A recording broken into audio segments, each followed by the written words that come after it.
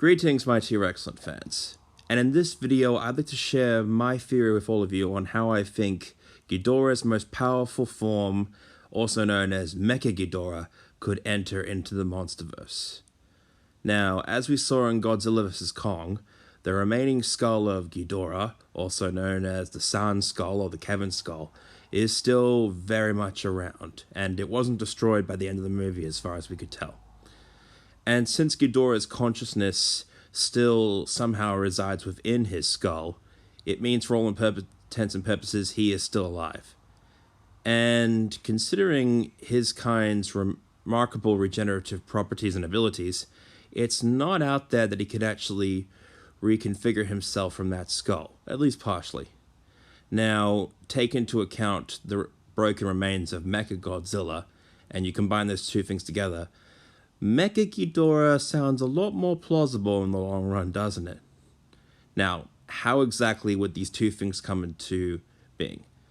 Now, in the novelization for Godzilla vs. Kong, and spoiler alert, Ren Zerazawa wasn't actually electrocuted to death when Ghidorah took over control of Mechagodzilla.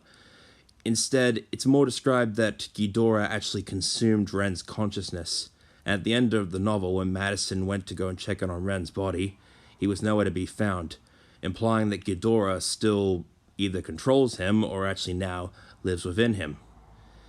And the main theory that's going around for the fandom goes that Ren will build an organization to take the remaining skull of Ghidorah and the remains of Mechagodzilla and fuse them together to build the body that his titanic possessor truly desires, Mechaghidorah, so that they can take revenge on the Alpha Titans Godzilla and Kong.